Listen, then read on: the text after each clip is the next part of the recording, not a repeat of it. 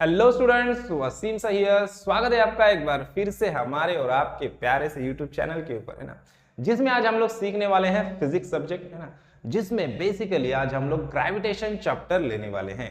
तो gravitation chapter के MST CET में 2015 ईयर में जो भी न्यूमेरिकल्स पूछे हैं, बेसिकली दो न्यूमेरिकल्स पूछे हैं, तो वो आज हम लोग इस वीडियो में सॉल्व करने वाले हैं। तो चलो डायरेक्टली न्यूमेरिकल की तरफ बढ़ते हैं। फर्स्ट न्यूमेरिकल ले लेते हैं हम लोग। देखो फर्स्ट न्यूमेरिकल का स्टेटमेंट मैं यहाँ पे पढ़ लेता हूँ। देखो क्या दिया है। A satellite of mass m, small m दिया है मास उसका, is revolving in a circular orbit of radius r around the earth, है ना। एक सैटेलाइट है जो अर्थ के अराउंड रिवॉल्व कर रहा है और उसका जो ऑर्बिट है वो अपने को दिया है small r। It's angular momentum with respect to centre of the it's orbit is, मतलब एंगुलर मोमेंटम हम लोग को उसका निकालना है। कैपिटल M दिया है मास ऑफ द अर्थ और कैपिटल G दिया है यूनिवर्सल ग्रेविटेशनल कांस्टेंट, और चार ऑप्शंस हम लोग को दिया है। तो सब में पहला ऑप्शन ए दिया है हम लोग को GMMR रेज टू 1/2, और बी ऑप्शन दिया है GMM square R raise to 1/2, और सी वाला ऑप्शन दिया है GMM square R square raise to 1/2, और डी वाला ऑप्शन दिया है GM square M square R raise to 1/2। Okay, तो अब देखो जब भी रेज टू 1/2 आ रहा है मतलब अंडर रूट की वैल्यू की बात चल रही है ना। अब बेसिकली हम लोग को निकालने के लिए क्या बोला है, निकालने के लिए हम लोग को बोला है एंगुलर मोमेंटम। एंगुलर मोमेंटम की वैल्यू हम लोग को निकालनी है। तो सब में पहले समझ लेते हैं कि कंसेप्ट क्या है प्रॉब्लम का। देखो प्रॉब्लम में क्या बोला है हम लोग को, हमारा अर्थ है और अर्थ के सराउंडिंग में एक सैटेलाइट क्या कर रहा है, ऑर्बिट कर रहा है ना। एक सैटेलाइट ऑर्बिट कर रहा है ऐसे, है ना, और इस सैटेलाइट का जो रेडियस है, जो रेडियस ऑफ रोटेशन है वो हम लोग को दिया है r, है ना। हम लोग को निकालने के लिए बोला है एंगुलर मोमेंटम। अब देखो angular momentum is equal to क्या होता है, एंगुलर मोमेंटम को हम लोग L से डिनोट करते हैं, है ना। और L और P क्या होता है, लीनियर मोमेंटम। इसके बीच का रिलेशन क्या है पहले वो समझते। देखो L bar is equal to क्या होगा, P into R, cross product होता है P bar into R bar का, है ना। अब इस क्रॉस प्रोडक्ट को अगर हम लोग डॉट प्रोडक्ट में करना चाहे तो क्या हो जाएगा, यहाँ पे L इज इक्वल टू क्या हो जाएगा, P डॉट R, है ना, इनटू क्या होगा साइन थीटा, है ना, n क्या पाएगा। और हमारे इस केस में थीटा की वैल्यू क्या रहेगी, टेंजेंशियल वेलोसिटी थीटा की वैल्यू क्या रहेगी, 90 डिग्री रहेगी, है ना। तो देखो L इज इक्वल टू क्या हो जाएगा, R इंटू P साइन 90, है ना, थीटा की वैल्यू 90 रहेगी और साइन 90 की वैल्यू क्या होती है, 1 होती है। सो L इज इक्वल टू क्या हो जाएगा, अल्टीमेटली R इंटू P हो जाएगा। ये हम लोग को एक रिलेशन मिल जाएगा एंगुलर मोमेंटम और लीनियर मोमेंटम, है ना। अब ये क्यों निकाला हम लोगों ने, क्योंकि हमारे सारे ऑप्शंस में M, M और V दिख रहा है हम लोग को, मतलब अपने को बेसिकली लीनियर मोमेंटम क्या होता है, P इज इक्वल टू क्या होता है, M इंटू V होता है। तो इस फॉर्मूले का हम लोग को हेल्प यहाँ पे मिलने वाला है ना। अब देखो, अब हमारा सैटेलाइट रिवॉल्व कर रहा है सर्कुलर ऑर्बिट में। कोई भी ऑब्जेक्ट जो सर्कुलर ऑर्बिट में होता है तो उसके ऊपर एक फोर्स लगता है टुवर्ड्स द सेंटर, जिसको हम लोग बोलते हैं सेंट्रीपिटल फोर्स। अब यहाँ पे सेंट्रीपिटल फोर्स का काम कौन कर रहा है, ग्रेविटेशनल फोर्स कर रहा है ना।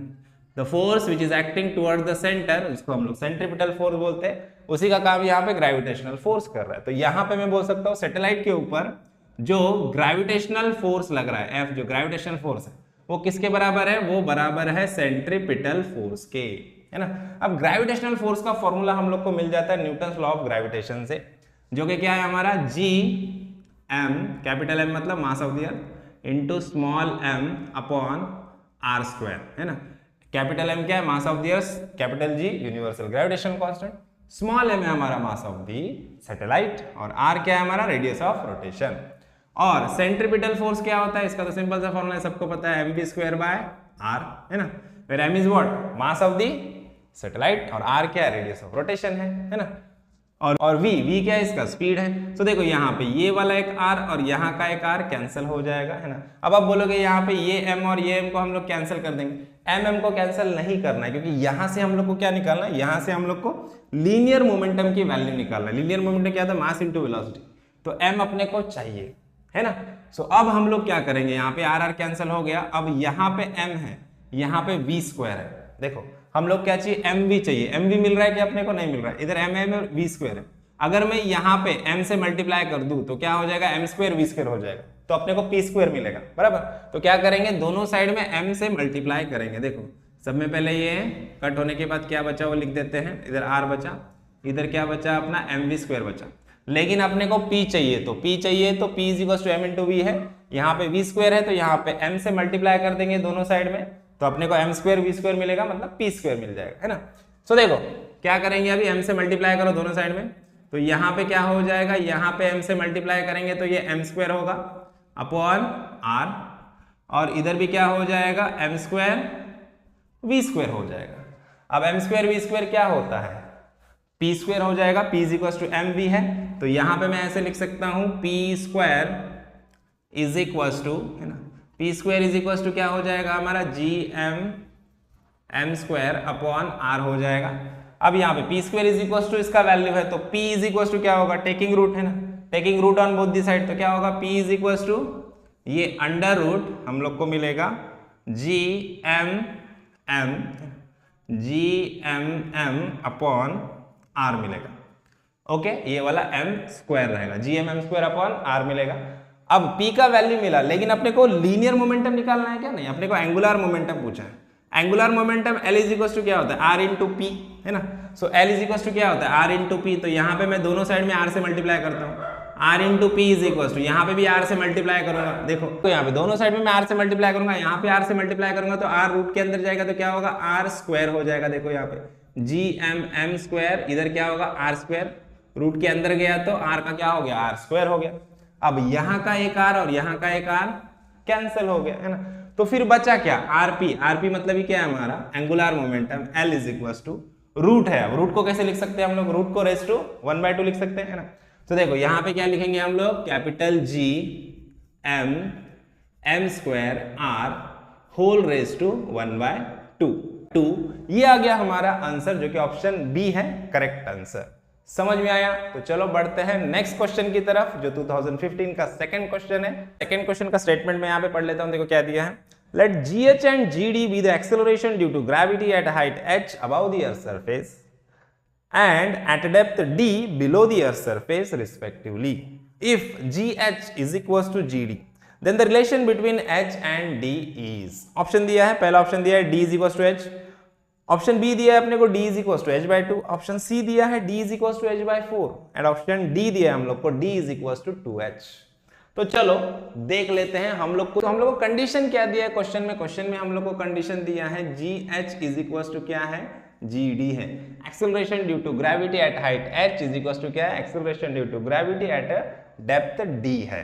तो दोनों के हमारे पास फॉर्मूलाज हैं, तो फॉर्मूलाज लिख लेते हैं यहाँ पे। gh हमारा क्या होता है, gh का फॉर्मूला है हमारे पास gh is equal to acceleration due to gravity at height h is equal to क्या होता है, g1 minus 2h upon r होता है ना, ये होता है gh का फॉर्मूला, है ना। और gd का फॉर्मूला क्या होता है, acceleration due to gravity at a depth, d is equal to क्या होता है, g1 माइनस d/r होता है ना।